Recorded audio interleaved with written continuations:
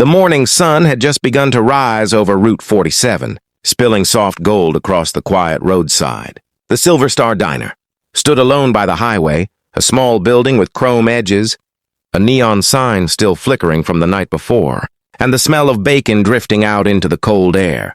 Outside, a group of bikers sat near their Harleys, the low rumble of engines mixing with laughter and the clink of coffee cups. They looked tough.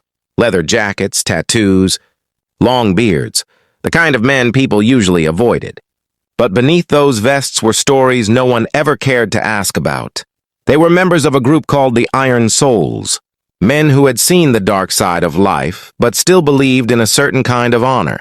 Among them sat Jack Ryder, a broad-shouldered man in his late 30s with gray streaks in his beard and eyes that had seen too much. He wasn't the loudest or the roughest, but when he spoke, the others listened. The morning was calm, until a sound tore through it like a blade. A scream, a small, terrified voice from across the parking lot. Every head turned. From behind the gas pumps, a little girl in a red dress came running, her boots slipping on the cold pavement, her hair flying wild. Her face was streaked with tears and dirt. "Please!" she cried, pointing down the road. "They're hurting my mama. Please, somebody help her." The laughter died instantly. The bikers froze.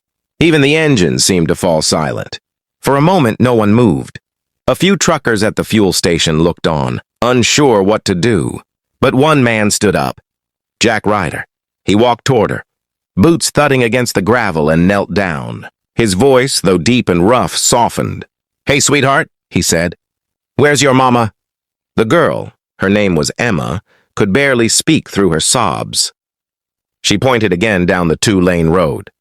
"In the trailers. By the trees, please," she managed to say. Jack didn't ask more. He stood, his jaw tightening, and turned to his crew. "Tank, Vipers with me."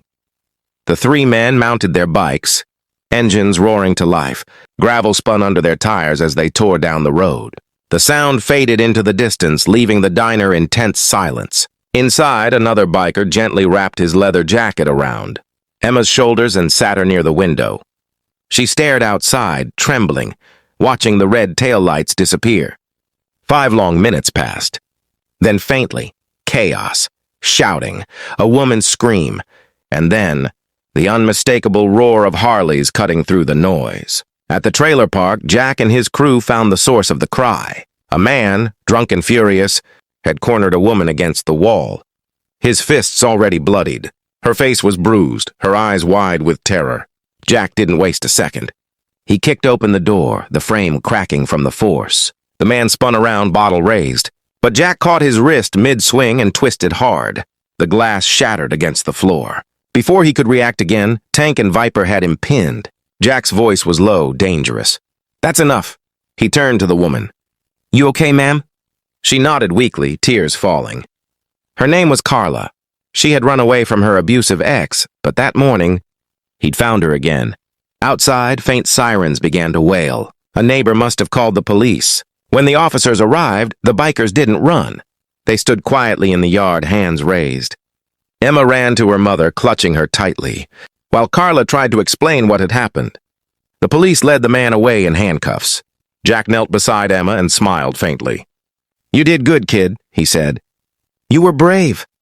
She hugged him tightly before he lifted her onto his bike. They rode slowly back to the diner.